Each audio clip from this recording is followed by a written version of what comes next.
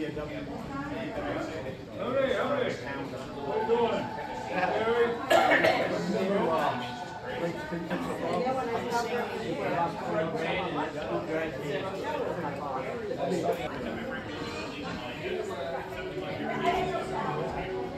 brought my obituaries. I don't know if I should have or not. Yeah. I just thought it'd be needed. I wanted to see it.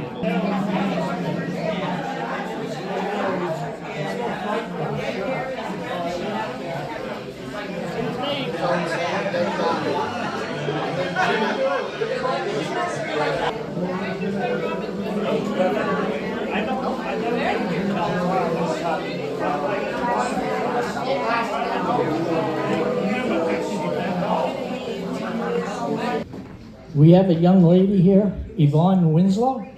Everybody knows Yvonne, right? And she has a story she wants to tell. A Christmas story. Maybe. That's what she told me at first, but maybe. Okay, hang on. It's not exactly a Christmas story, but I chose it because of the guest that I invited who wasn't able to make it. In the old days, the post office used to be, does anybody remember where it used to be when it was next to Minor Thought store?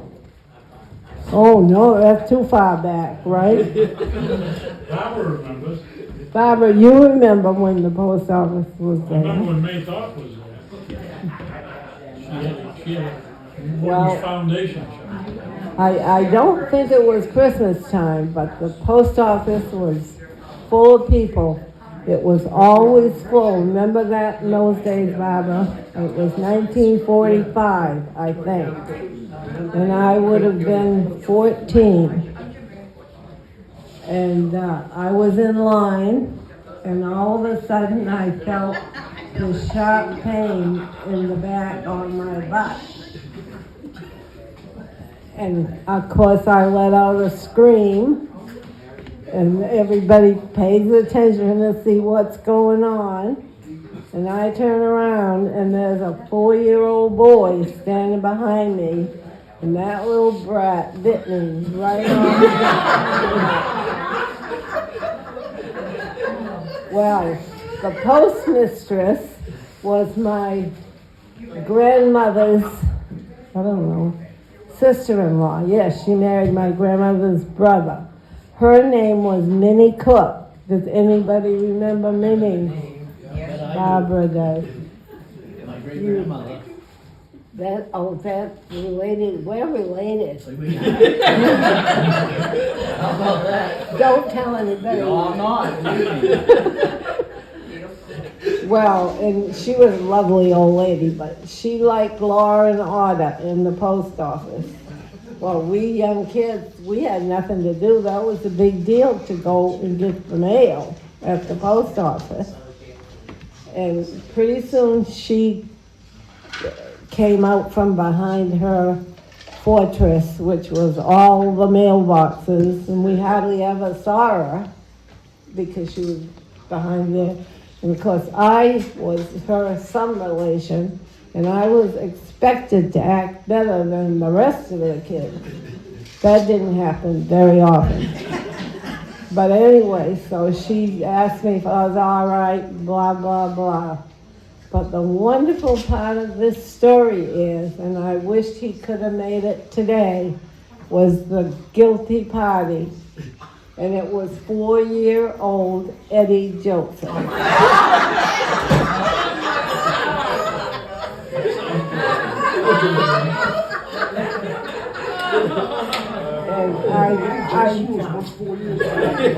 I think I told him about this once because he denied it, but I tell you the truth. That's enough for that one. Who would like to be next in this lovely group? Barbara, do you? Oh, you're still eating. I won't bother you yet. Excuse me, everybody. Do we have silence? Those of you who know me, I was born in this little village. and grew up in this little village and married someone from Wales. And I'm still there today. And I'm so glad I came today. This is America, okay? It's America. Once you're here forever. No, it's true. We're here forever in these little villages. So I'm so happy to be here today and to see you people and everything. So we just need to keep on keeping on. There's 24 hours to each day, and we never know what those 24 hours will bring. But we do need to keep on, so let's guarantee that we do that. And I'm just so thankful I can be here right now to see everyone and know that we are part of this world. We are part of it. We have been and we still are. So I'm just thankful for that. And I'm so glad to be here. We're so glad you're here too. Oh my goodness. We do all need to keep on keeping on. She didn't say her name, probably most of you know her as Sabattus. That's right. And the truth of the matter is, everybody probably knows where she lives out on the Pond Road in Wales. However, she was born and brought up on the Pond Road in Sabattus. Oh yes, I was born in Sabattus. I just want to say, she could have been my mother-in-law because my father-in-law tied her skates once, okay? So I'm just saying, Bucky tied your skates once when you were ice skating. What do you want? Tied your ice skates when you were ice skating. Bucky did, yeah. So she could have been my mother-in-law, I'm just saying. I would have been blessed, but I, you know. And then you wouldn't have me. Does anybody have a story they'd like to share? Or something they'd like to say? I don't know if everybody knows, and she was such a big part of this town and the postman. Jim's aunt, all of that, Spencer passed away. Oh. Yeah. So she just passed away on, what is it, Wednesday, Jim? Tuesday, Wednesday? Friday, last Friday. So I'm sure anybody who was ever went to the post office knew all of that. Peggy, Spit, whatever you want to call her. You know, she had all kinds of names. Marguerite, all kinds of names. So yeah, so there'll be an event this summer to celebrate her life. So just wanted to let everybody know, okay?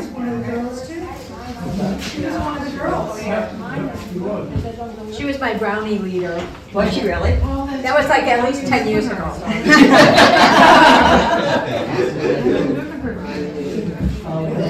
Used to make candy. Just in the last week.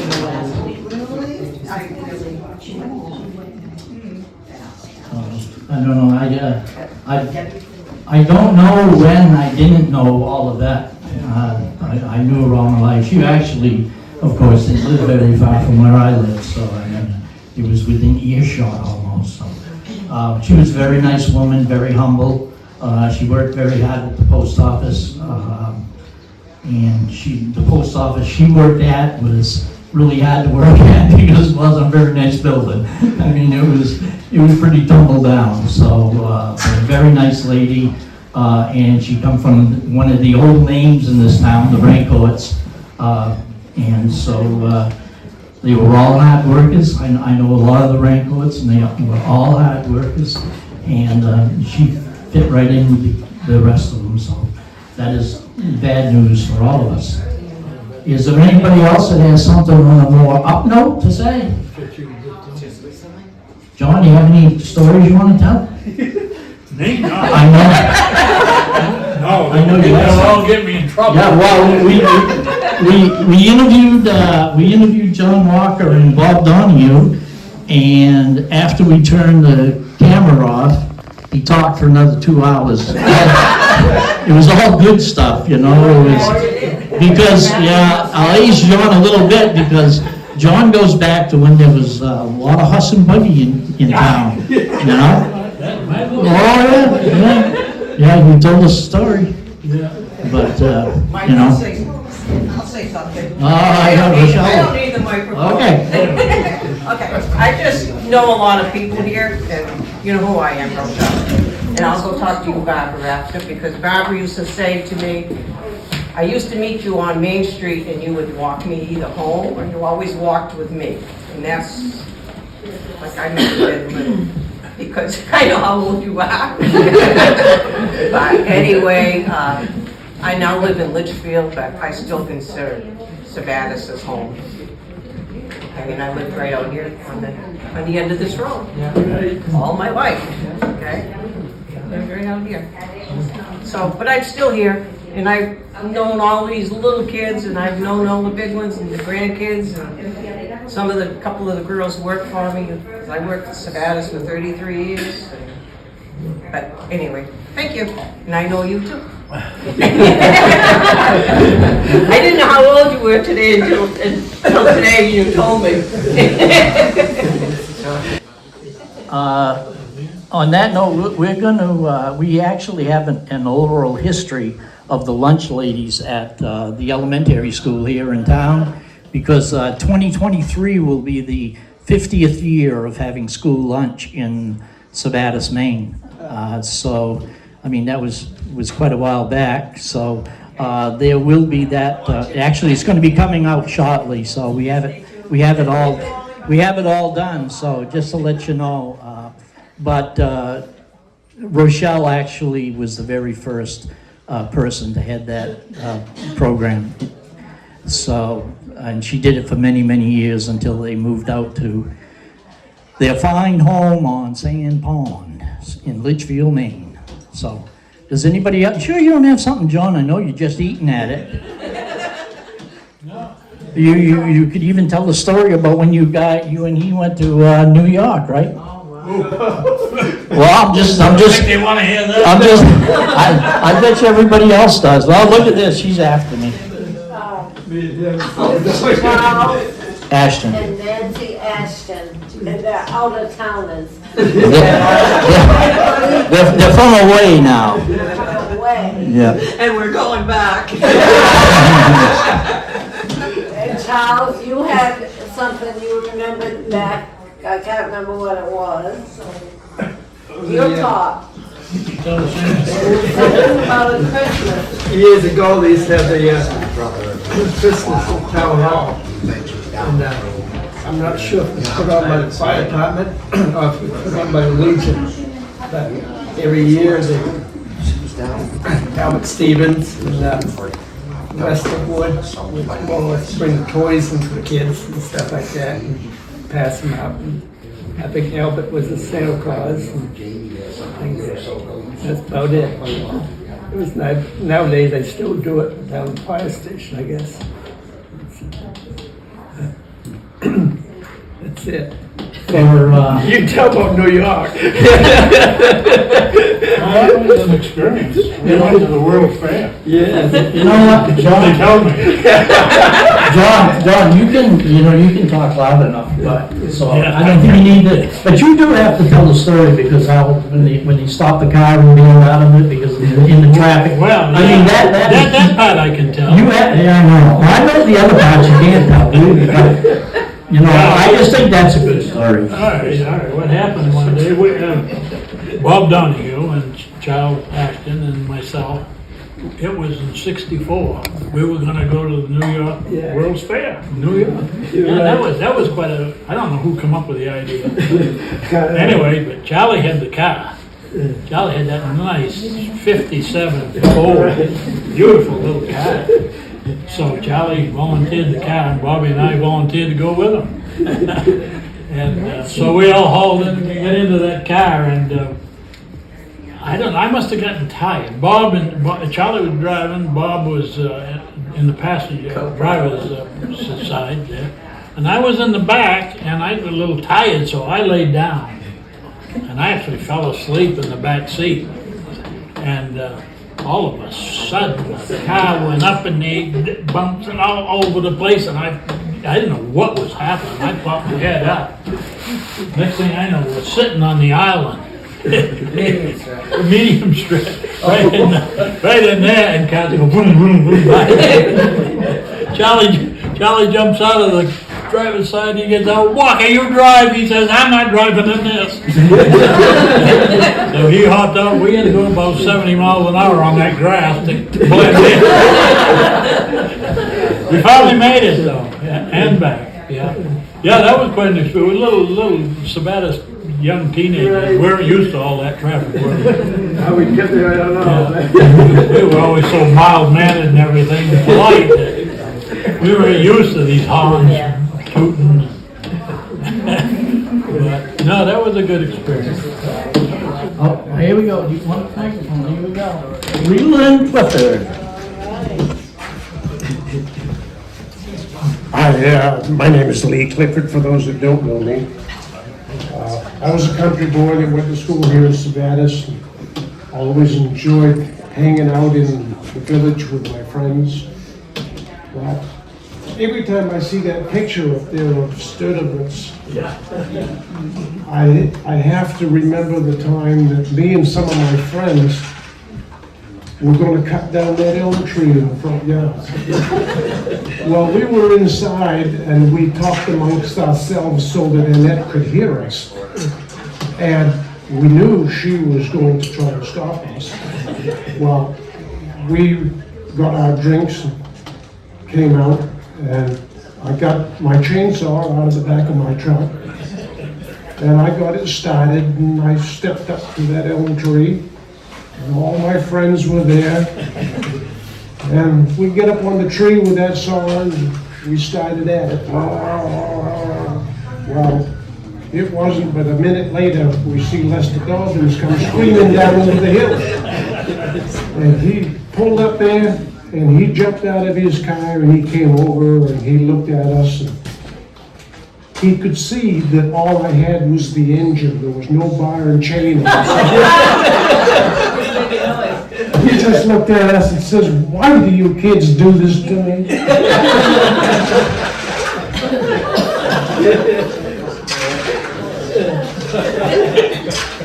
I really didn't realize we had so many entertainers here. Is there anybody else that's got a quip? You can be serious. They don't all have to be as funny as these guys. But they were a hoot. They seriously can remember some things that they can't tell. It's hopefully the statute of limitations. Yeah, I don't know if it's anything they go to jail for, but they would be embarrassed. But I can remember not a good story. I wasn't involved. But I remember seeing it. Yeah. Okay. Well, this is where we Ray bare our souls. Ray Wilbur at that time was a police officer. And anyway, Halloween night, they made a dummy and they put him on the flagpole in the monument. Anybody else remember that? They put him up there. Hung him from the flagpole. And then the other thing is, another Halloween night, nobody's my age. But anyway, it was Doris Hands, and they lived in the little house that Paul and I eventually owned. And they stole his wagon because he was always with a horse and buggy.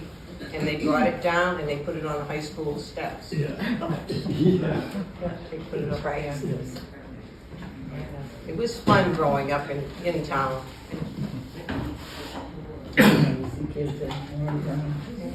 Well, I got one. Speaking of Halloween, I don't know if everybody remembers. Why don't you give your name so everybody knows?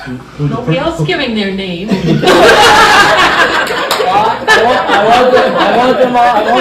want them all to know who the pretty girl is. I'm Dee Dee Jaguar. And Daddy used to repair TVs. Rocky Jaguar, everybody knows Rocky. Everybody knew Rocky. Rocky Jaguar has been in everybody's house. Whether you wanted him there or not. No, I don't know if anyone recalls, it's just a memory I have of Albert Stevens at his older store, and then when he moved to the corner, every Halloween he had a huge barrel of cider and donuts for the kids. I'll never forget that. It was like a big event. You remember that? You always had to hit. It was his place. so fun, yeah. He was so nice to do that for the kids. I was grown up at that time. Barbara was too. You was first alive.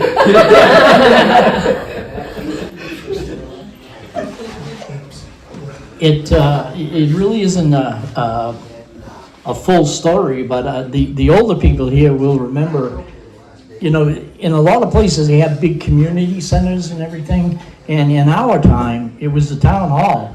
You did everything in the town hall. You voted at the town hall, you played basketball in the town hall, you graduated from high school in the town hall, you had vaudeville shows in the town hall. We put it on, but all the people in the town would have a talent show. And, you know, you knew what every song the woman was going to sing because that's the same one she sung. Mrs. Early played on the piano the same tune. I don't know if she knew any others, but I'm just saying, you know, I mean, the community was just, you know, and somebody recently mentioned that to me, that, you know, it's almost like what I'm searching for, I guess, being involved with this, is that old-fashioned sense of community we used to have. I guess you can't really define it in words, I don't think. But I really miss it personally. I don't think we have it now. Maybe we do, and I'm just an old man on the outside. But you know, and it seemed to all center around the town hall, and of course the KP hall, which is, you know, no longer there. But yeah, we did almost everything there. So yeah, it was a lot of good times. Sing a song then. No, I was a little boy. I was just listening, you know. But anyway, does anybody else have anything they want to say? Oh yeah, no. She's gonna end the invitation. People, yeah, I'll be right down, Barbara.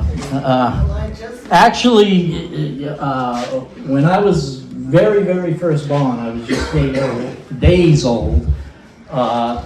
Diddy was taking care of me. That's why he turned out so well. Yeah. No, actually, well, and then, you know, my parents were good friends with her and Leon, and so she don't want to push me too hard because I do know some stories too. Well, I could talk about that time you guys went smelting. You remember that? Oh, yeah, and I got my hand. Oh, yeah, that's the one.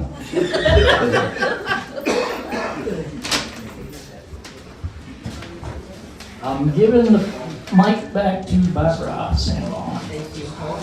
You don't think I'm loud enough without one? Well, That's okay. I talked into it. Because I know. I just want to say how happy I am that I ended up here today, thanks to my daughter Lynn. Well, no, Diddy. Thank Diddy. Well, Diddy, yes, Diddy started it. Yes, and then Lynn carried it on. And Diddy and I are two of the old members of this village going to school way back. So it's just good to be here today and to know that there are places like this still today from the old timers. And I'm just so happy to be here again. And I just thank everyone that came. So today, just be with us and help us and watch over us and keep us in your care, Lord.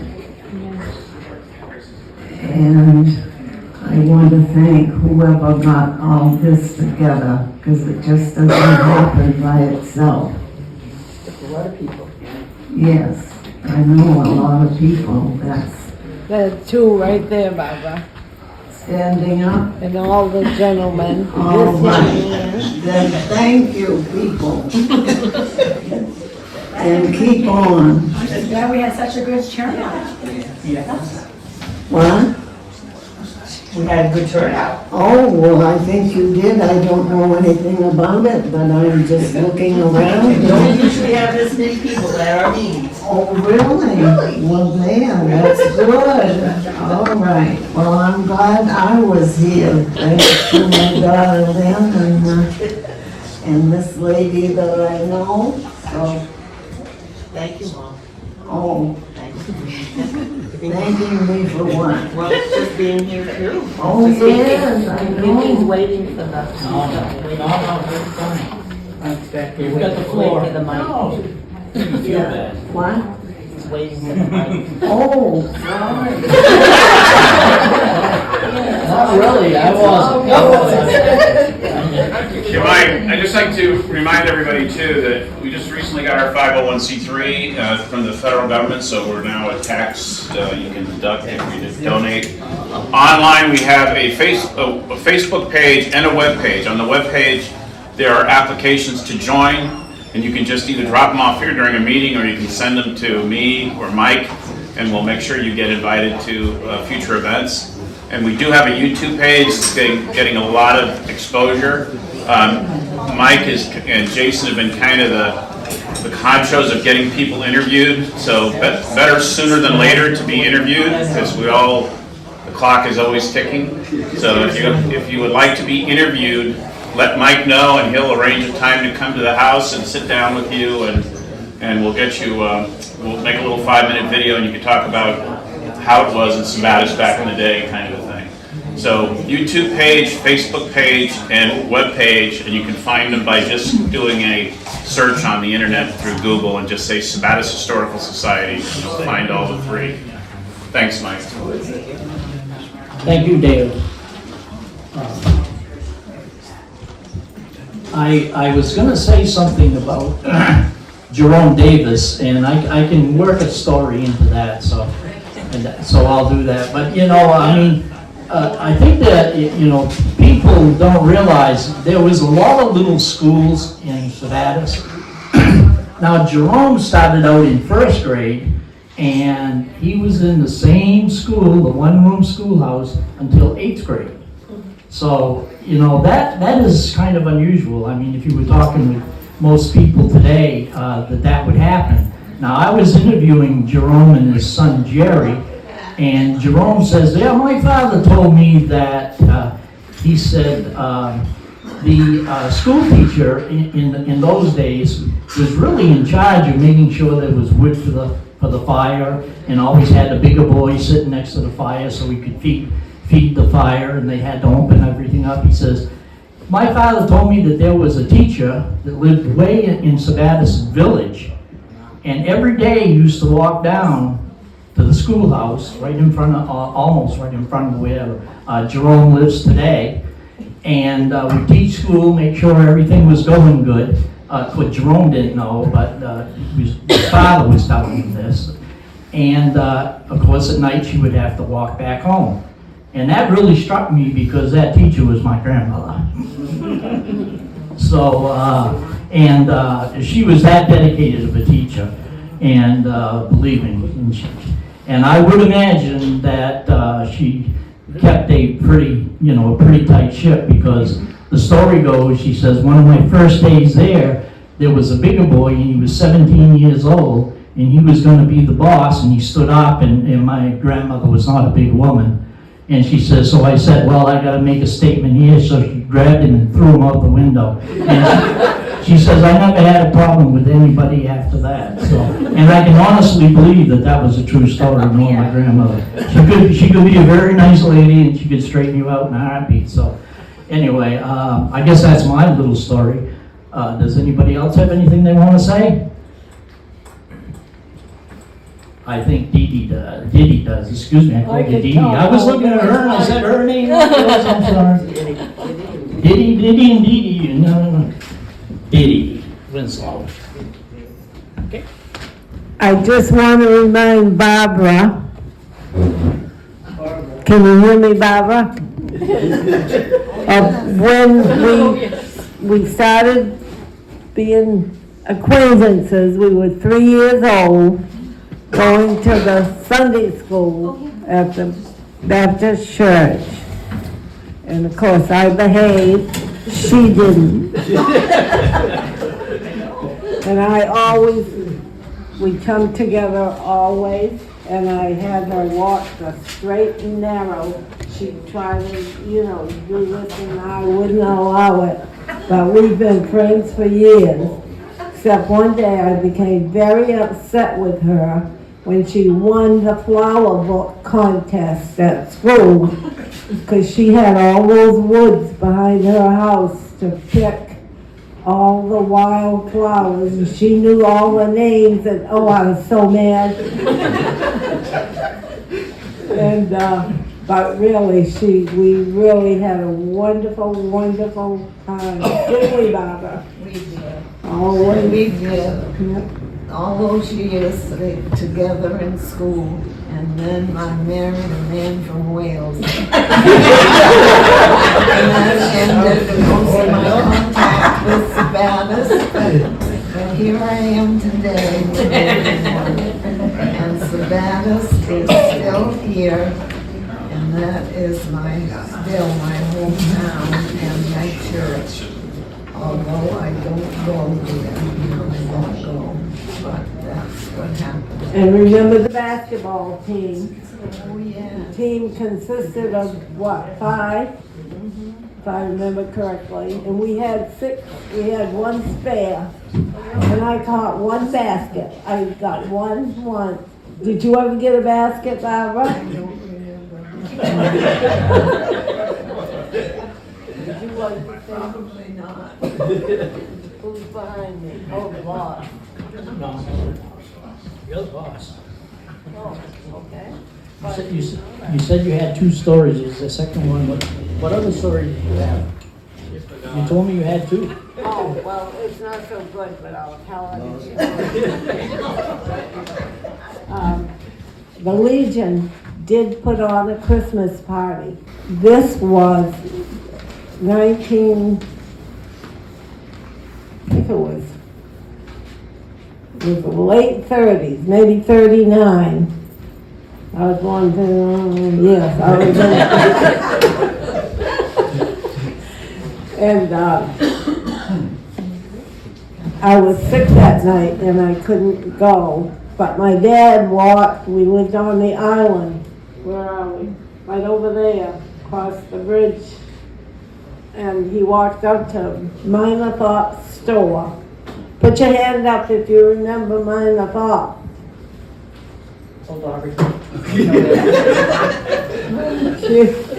Anyway, she had a lovely little store right where John Green's apartment building is now, across from the store. And she sold remember all the things she sold, Barbara? And I thought I was in Gimbel's in New York City when I went there. I lost my train of thought. Oh, anyways, and Dad got me a present and brought me home a book of paper dolls. I can see them today. But the Legionnaires that worked at the party were the World War I veterans, which I doubt very much that anybody here remembers any of them. That's my father. He was World War I veteran. Your dad, yeah. And my aunt, she was World War I. My Uncle George. Which aunt? My Uncle George. Oh, George, yeah. Well, my father. Yeah, your dad, yeah.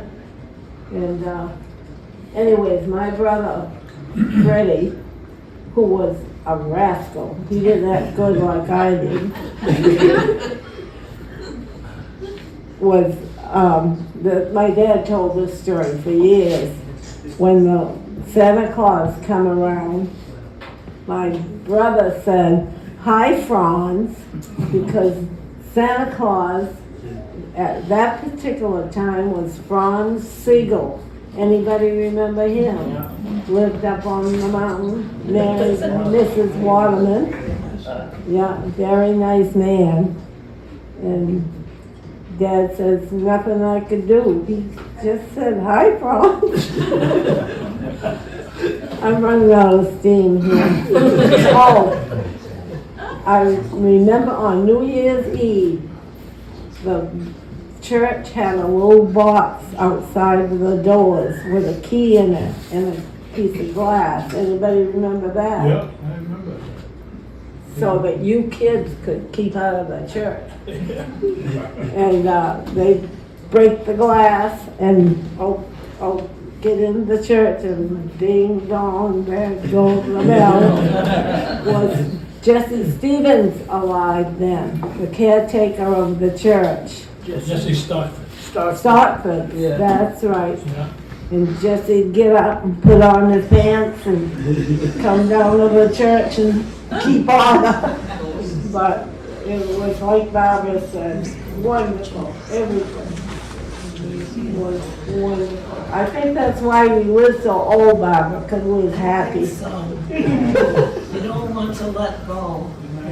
Who? We don't want to let go of anything. No, that's right. Keep telling us all the stories. You know, one of the things about history, history will die a natural death unless it's kept alive. And that's where it's good to see this. My wife Diane said, I live in the past too much, but I like to go Oh, on. me too. I like to go on YouTube and see some of the old 40s and 50s is what more I'm familiar with, but, and I tell my grandchildren and stuff, you know, don't waste an opportunity to ask your father, your mother, your grandparents, if you still have them, about their life and stuff, because there's gonna come a time, and I know this personally, I get millions of questions. I would have asked my grandparents or my parents, Yeah. you know, now, but I was too busy being a teenager or a young person. Chasing girls. Well, I didn't do that. Yeah. They chased me. I didn't like it. I used to carry it back with me.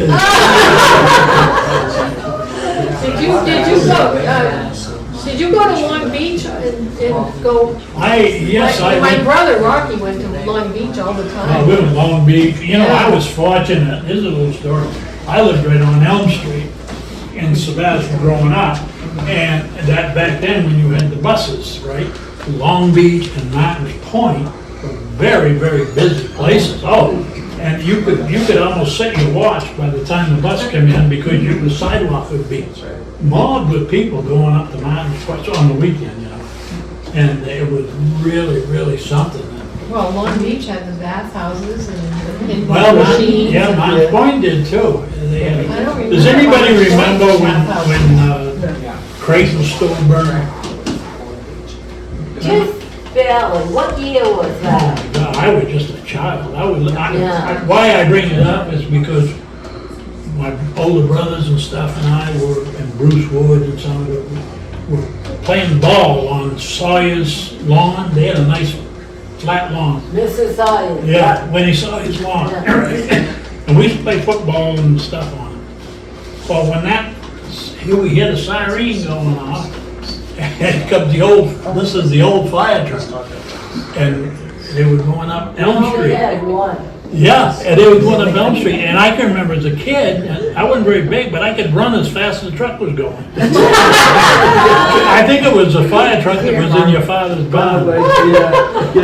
Oh, I was running along the fire truck, and it was going down to Martins Point because Creighton store had burned. This was before the Earlys had bought it, right? Yeah, Mrs. Early had hamburger stand. Yeah, and I worked for Charlie and Where was that? Early Carroll. Right across from the little beach at Martins Point. It was right, yeah, it was right in the very front where he says originally with the, Mr. Netto who ran the leather shop, actually was gonna start the grocery store there, and they never did, and Creighton though did. Yeah. Was I remember lived right on Lake Street. Yeah. And then, it did. Sandra Creighton. Yeah, it did burn, and then, there was somebody in between that had, before the Earlys, I can't remember who it is. I was researching that, and, then, Edgar Lambert was, He had the other side. he had the other side. He was actually the first person that lived there year-round, was Edgar, and he was a fireman in Lewiston at the time. That was a long time ago, long time. I got to tell them about Mr. Lambert. His daughter was married to, excuse me, who married Marilyn Monroe? Oh, Doherty. Jim. Yeah. Jim, was it Jim? Yeah. He lived at Yes. First Point? Yeah, it Yeah. was. Lem's daughter.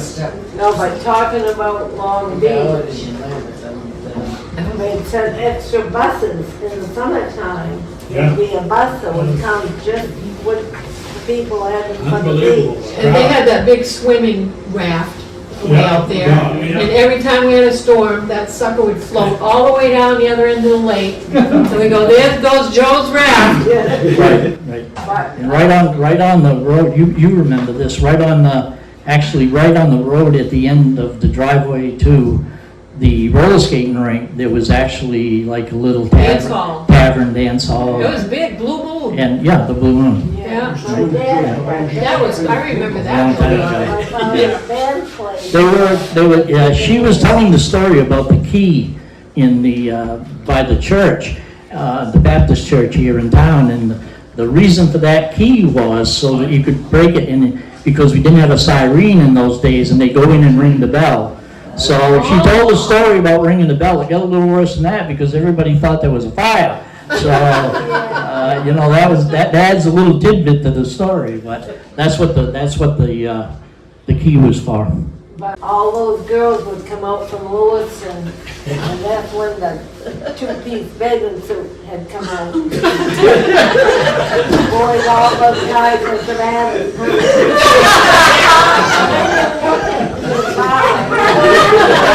Bathing suit on. That's why I had sunglasses. So I didn't want to see them myself. I'm a shy boy. Those were the good old days. When you played basketball in the town hall, Yeah. Yes. they had them on the radio, didn't they? Well, this We was, used to yeah, listen when on we the made the radio. tournaments, yeah. Yeah, did they do them on the radio when they were in Sabattus too? No. No, just No, when this you were was- on tournaments? Yeah, when we finally made it to Because I big remember time. listening to, yeah, the big time, I remember listening to them. I think it's something about playing basketball in the town, can I Where's just? Dennis? Oh, now, anybody who wants to talk, just talk. This is great. This is what this is all about. When we were just kids, I wasn't in high school, I wasn't playing ball yet. But a friend of mine, he's no longer with us, Bob Wayne. We used to, of course, they played at the town hall, and of course you sat right on the court, you know, right? At the Yeah. time you went by, people had to pull their feet in so you didn't hit the ball, right? It was, and when you shot, it was so sealed, it was so low, you had to shoot it right. And we'd go to a big gym where people couldn't get over how we were shooting the ball. No, I could off. You know, you couldn't, you know. But anyway, the story I wanted to tell you about, and I probably shouldn't, but when we were kids, we'd go there because that was a big attraction, right? In the wintertime, wasn't much else. Right. We'd go to ball games, you know, and there was a balcony. Remember the balcony up there? Yeah. Well, there was a guy in town, Frank Sleeper. Remember Frank Sleeper? Oh, that's not even it. Yeah.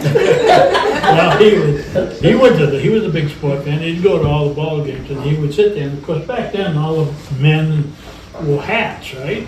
You know, had a felt hat, like, you know, with a rim. Yeah. Well, part of what we did for entertainment when the ball game got a little, you know, out of control, we'd make spitballs and see who could get one in the rim of Frank's hat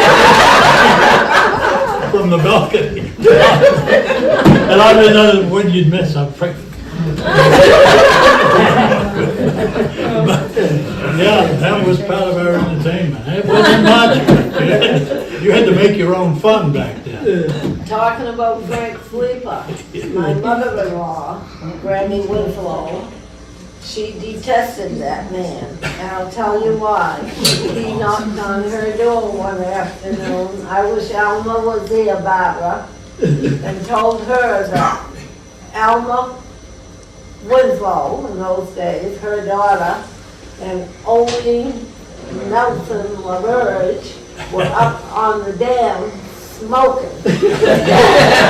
That's Frank, he'd do that. And she, yeah, well, he was a and anyway, Grammy, did not like him. She called him the creature. Yeah, over again. And I told her daughter one day, we were visiting, William and I said, Elma, it's time you told your mother the truth. She says, about what? I said, you were smoking up there.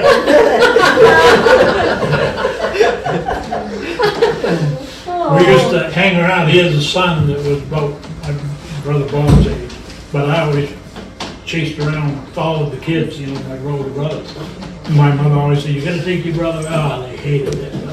I always tagged along. The little one. Yeah, and anyway, but David was older than me, about 4 years, but he was about my size. He was a little guy, you know. So, but we used to go, and David had all the games you can imagine, you know, card games and all these things, and he had a carom board. Oh, I love the carom. You know, where you flip it. David did. So we were up there playing one time, my brother Bob and I and David, we were playing up there, because we had this dog, this cocker spaniel dog that used to follow us everywhere. Well, when Bob and I were in there and David were in the house playing, and Frankie got up and he come back home, walking up the street, the dog wouldn't let him in.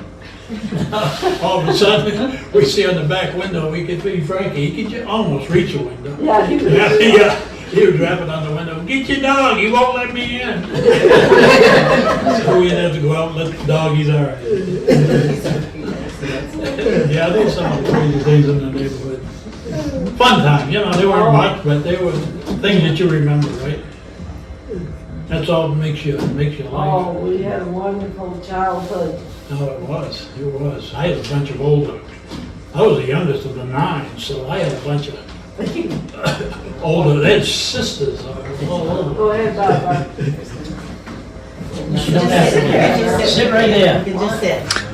Oh, I think so. Okay, look at it. Well, I've just been sitting here listening and looking back, and not too many years ago, I live on Sabattus Lake. I married David Sanborn in Wales. And then the last several years, we moved out of the big farmhouse and down to the lake. And David's passed away now. But still it's been open. It still is open for picnics. So I just thought I'd pass it along to you people. If there's even just a couple of you or sometimes a little group, there's a nice little picnic area there right on the lake. So just give me a call and we'll see what we can do about it. Sounds like party of Barbara's. And look for some good weather to go along. In We'll keep that one in mind. You want my phone number on In the summer. You know my phone number.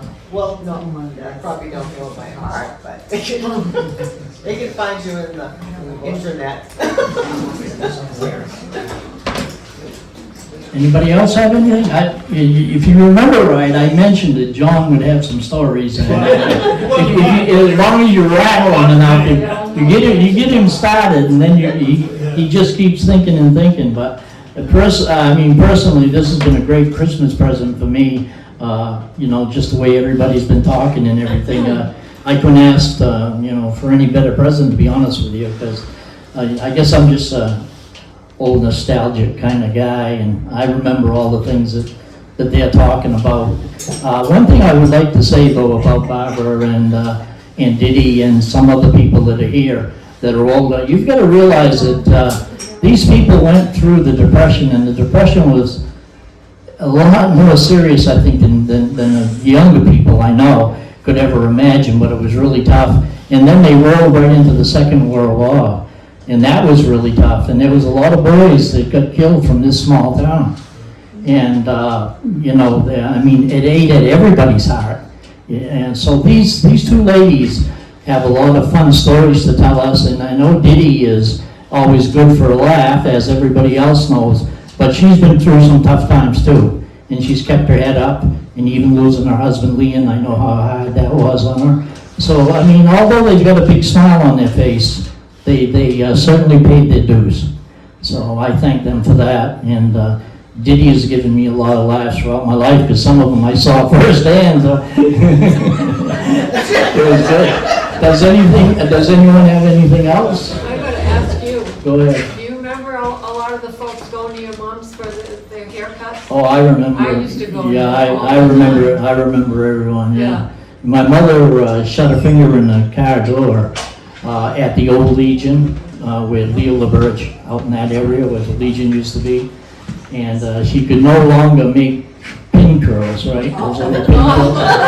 And she actually taught me how to do it. And I would do, because the women in those days had the pin curls in the front of their hair because they're for their bangs, and that was the hairstyle at the time. And One looked like Betty Boop. and so, it's strange, the women didn't complain, and she taught me how to do it, and I could do it right now. I mean, anybody needs a pin curl, but yeah. So, but, yeah, no, I remember everyone. I mean, you know, people that, you know, always, and, so, it won't be our last, and we're gonna have, the society for every holiday is going to try to have something, and you know, because we want to make this something that is really, really viable, and you know, someday we'll have our own place, and it'll be just a small part of a community center, and maybe that'll get a bigger sense of community back in town, because we've changed. And as John there, he can remember, the mills were going in town while he's telling these stories. I mean, when the mills let out of work, this place was just packed with people coming and going, and everything was running 3 shifts. In those days, you worked 40 hours. And, you know, it would be 7 to 3, and then 3 to 11, and 11 to 7, you know. And all 3 factories were going, you know, pretty hard, you know, even the old Dino buildings, so. Anyway, I just want to thank everybody for coming, and like I said, I'm using it as a Christmas present. I really had a great time listening to I everyone. wanted to say one And thing. but she wants to say one thing. That one thing I cannot guarantee. Talking about the depression, because most of the people in the town worked in the town, in the mill, rolling mill, and then when that shut down, they had no orders. But I remember my mother and other people talking about what Mr. William Ewan Bill did for the people in this town during, what are you doing, Charlie? Sign in front of you, and the bull starts. Look at what that says down there, the bull starts here. He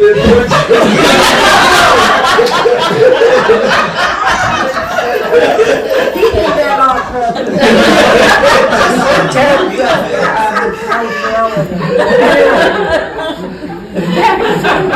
Story.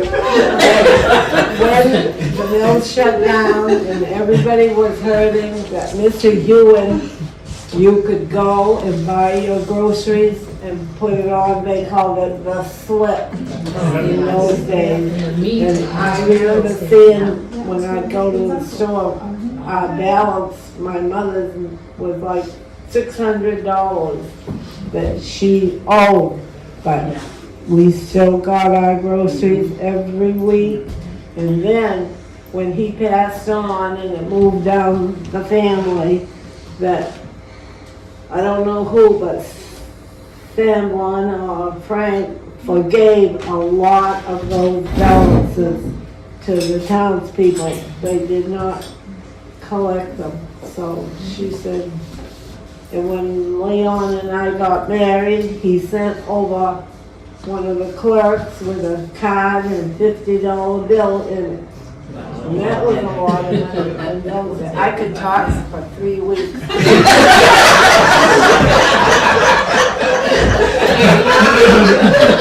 Mike, I have a funny story about my dad. You can go right ahead. I don't know if you can remember my dad. had Rocky, 16. Yes, we all. And back then, they had rabbit ears on the TVs for the antennas. And I don't know if you remember Margaret Leland? Oh, yeah, Maggie. Yeah, well, she called. I don't know if you know my mom, Marie. Yeah. Well, she called to the house one day and she said, my mother answered the phone and you know how Margaret talked. Marie, does your Rocky have rabbit ears? And my mother goes, no, but he has frog's legs.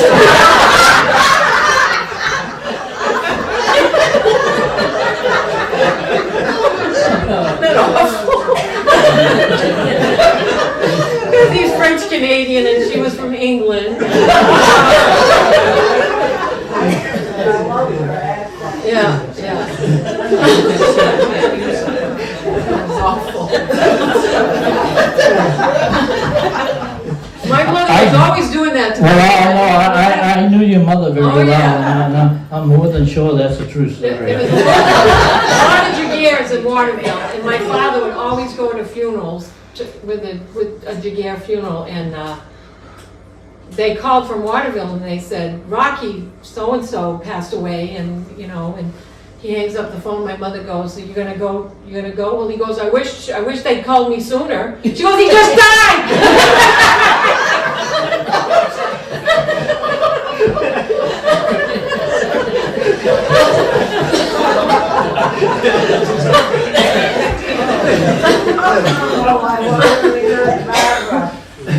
Barbara, when we were young, our relationship was, I was the straight person and she was the one that always wanted to go on this and that. Oh. And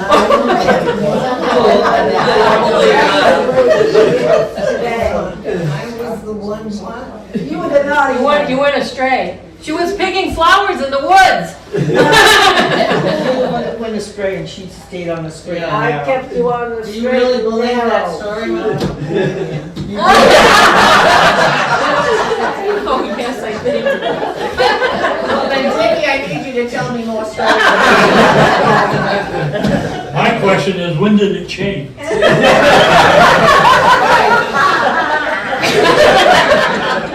John, it's your birthday Christmas Day. No, Bob, my friend Bob Donahue. Oh, Bob Donahue, okay, Yeah, I Bob. knew one of Yeah. those poodles. That was one of those comments. Christmas Day.